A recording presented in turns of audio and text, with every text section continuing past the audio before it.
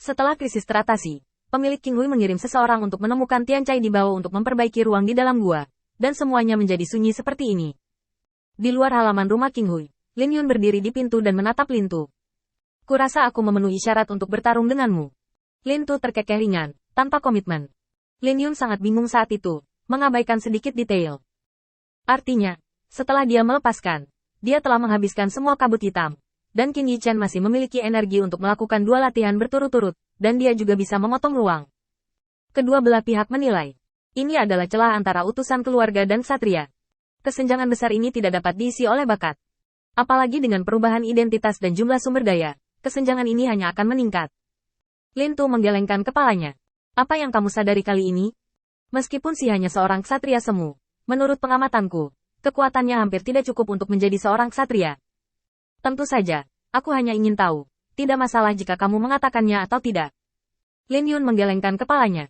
Bukan apa-apa, hanya sedikit cara menggunakan kabut hitam.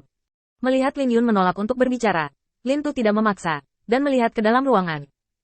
Ketika kamu memiliki kultivasi diri yang cukup, kamu harus bekerja sama dengan pencarian jiwa. Kamu tidak bisa menyembunyikannya. Mendengar ini, Lin Yun membeku sejenak. Penulis bersama rahasia pencerahannya. Mengapa dia tidak bisa menyembunyikannya? Entah itu dikenal dengan Wan, atau dikenal oleh Lin Tu. Lin Yun cukup terdiam. Namun, sebelum dia bisa mengatakan lebih banyak, suara Qin Yichen datang dari ruangan. Lin Yun, bawa 3 orang yang tidak memiliki pencarian jiwa ke sini. Ada suara mendengung di benak Lin Yun. Aku benar-benar takut dengan apa yang akan terjadi. Tapi sekarang, dia sama sekali tidak punya cara untuk melarikan diri. Kali ini, karena kekeras-kepalaannya, insiden besar seperti itu terjadi. Jika tidak ditangani tepat waktu, keluarga King Hui mungkin tidak akan mampu mempertahankannya. Sambil menghela nafas, Lin Yun menerima takdirnya. Kalau saja saya menerima nasib saya lebih awal, itu tidak akan terlihat begitu menyeluruh. Setelah menghela nafas tak berdaya, Lin Yun memanggil 3 orang ke dalam ruangan. Qin Yichen memandang Lin Yun, tetapi tidak terburu-buru. Dia pertama kali memeriksa 3 lainnya, dan kemudian menggunakan teknik pencarian jiwa rahasia pada Lin Yun. Berbeda dengan 3 lainnya, pencarian jiwa Qin Yichen jauh lebih lambat daripada yang lain. Banyak waktu digunakan olehnya untuk mengamati pencerahan Lin Yun. Adapun mencari tahu keberadaannya di dalam gua, dia hanya mengikuti tren. Setelah beberapa saat, Qin Yichen melepaskan tangannya. Oke, kamu bisa kembali. Qin Yichen pertama kali mentransmisikan suaranya ke Lin Tu. Saya perlu berlatih selama setengah hari. Saya akan membicarakan sisa pengaturan malam ini. Saya ingat Anda masih memiliki sesuatu untuk dilakukan, kan? Lin Tu tersenyum. Tentu saja aku belum selesai memasak. Aku masih ingin mengalahkan anak itu. Setelah berbicara, Lin Tu melambaikan tangannya dan menyusahkan pria kecil Tang Xuan. Qin Yichen jatuh ke dalam perenungan di dalam ruangan. Kabut hitam dan aura adalah hal yang benar-benar berlawanan. Ini di luar dugaanku. Qin Yichen mengerutkan kening dan mondar-mandir di dalam ruangan. Melihat bahwa penggunaan Heiwu dan aura hampir sama, Qin Yichen juga menyetujui bahwa aura dan kabut hitam adalah hal yang sama, tetapi atributnya berbeda. Tapi hari ini, kabut hitam pencerahan Lin Yun berada pada level yang sama dengan Xuantian harimau putihnya sendiri. Di bawah kesalahpahaman Yin dan Yang, mereka benar-benar bertemu bersama di jalan Yin dan Yang. Sebelum semua orang pulih dari perubahan seperti itu, Qin Yichen sudah mempelajari cara mengubah benda ini menjadi kartu asnya. Benda ini dengan mudah meledakkan binatang rakus yang dipadatkannya. Bahkan jika itu dilemparkan ke dalam kehampaan, hanya sedikit kekuatan yang tumpah, yang mengejutkan seluruh gua. Itu menunjukkan betapa mengerikan kekuatannya. Cara ampuh seperti itu telah ditemukan, dan tentu saja tidak ada alasan untuk tidak menggunakannya. Ada 2 masalah di hadapanku sekarang. Pertama, bagaimana cara menelurkan bola yin yang dao ini secara stabil. Kedua, setelah mengembun, bagaimana membiarkannya mengejar musuh dan menyelesaikan lore. Ketiga, bagaimana menghentikan lawan agar tidak mengiringnya ke dalam kekosongan. Qin Yichen memutuskan untuk menyelesaikan 3 masalah satu persatu. Jika ketiga masalah ini diselesaikan, itu pasti akan menjadi pembunuh besarnya di masa depan. Sekarang Qin Yichen sedang memecahkan masalah pertama. Melalui metode rahasia pencarian jiwa, Qin Yichen belajar tentang kabut hitam yang dilemparkan Lin Yun.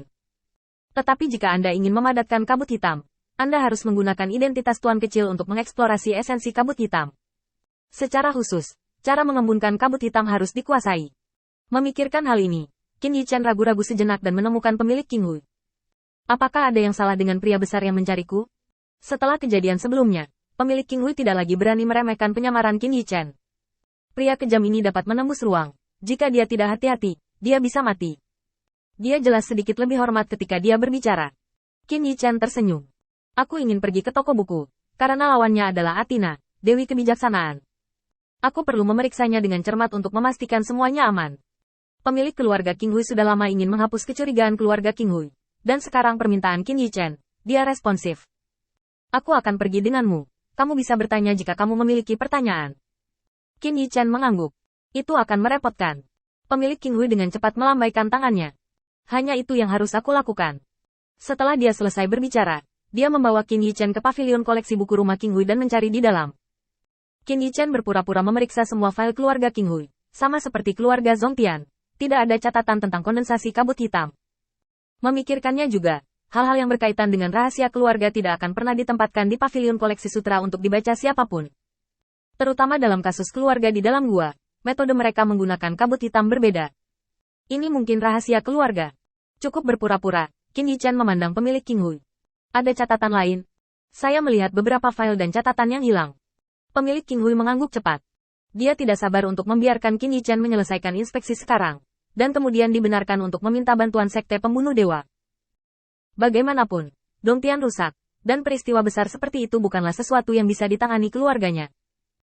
Bahkan jika itu dapat dipulihkan, sumber daya yang dibutuhkan sangat besar. Tanpa bantuan sekte pembunuh dewa, itu akan menjadi waktu paruh bagi keluarga Qing Hui. Dia mengambil inisiatif untuk membawa Qin Yichen ke pintu rahasia di pavilion sutra Tibet. Sebelum membuka pintu, dia menatap Qin Yichen. Tuan, ini adalah file terpenting dari keluarga Qing Hui saya. Tentu saja tidak apa-apa untuk menunjukkannya, tetapi saya tidak ingin memberitahu orang lain tentang itu. Qin Yichen mengangguk dan menunjuk ke langit. Aku bersumpah demi kesetiaanku pada sekte pembunuh dewa, dan aku tidak akan pernah mengungkapkan isinya kepada orang lain. Melihat Qin Yichen bersumpah dengan sangat tegas, bantu mereka menjaga rahasia mereka. Pemilik Qing Hui tiba-tiba merasa bahwa dia terlalu khawatir. Yang besar itu serius. Dan kamu tahu bahwa aku bertanggung jawab atas keluarga Qing Hui. Saat berbicara, pemilik Qing Hui menjadi lebih menghormati Qin Yichen. Tapi bagaimana dia tahu bahwa meskipun Qin Yichen adalah seorang ksatria kuasi dari sekte pembunuh dewa, dia pada dasarnya adalah mata-mata multifested. Sekarang dia terlibat dalam sekte dewa suci, tetapi Wan Quan tidak memandang sekte suci di matanya. Di mana gunanya kesetiaan?